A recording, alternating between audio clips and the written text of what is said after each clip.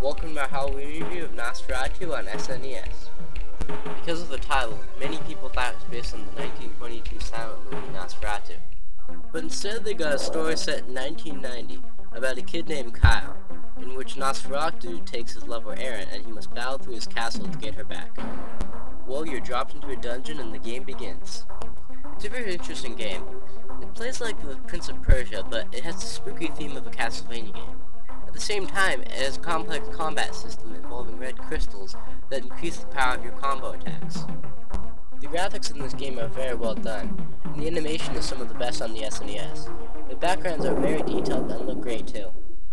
The controls are what some critics really didn't like, but I really didn't think they were too much different from the other Prince of Persia games.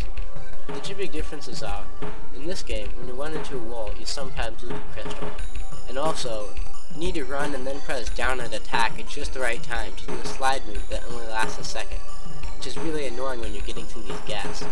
I never understand why video game characters can't just crawl. Much of it is trial and error though. You'll die a lot in the later stages if you don't know what you're doing. It is a hard game, but if you get all the blue crystals which increase your life meter, you should be fine.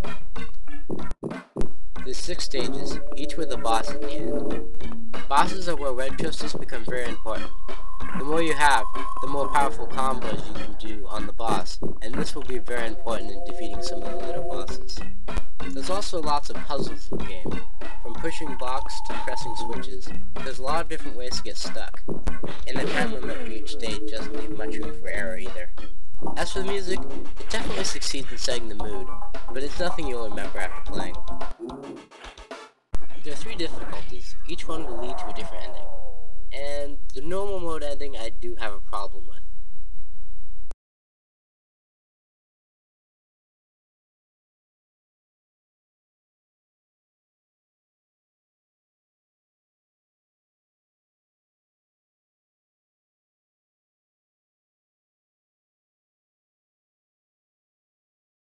It's like the ending to Contra 3 when you play on normal mode, except somehow more cruel.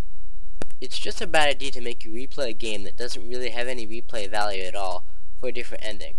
In this case, one that doesn't end in a game over. That's about it for this one. If you like Prince of Persia and you're in the mood for a spookier game, you'll probably enjoy it. 7.5 out of 10.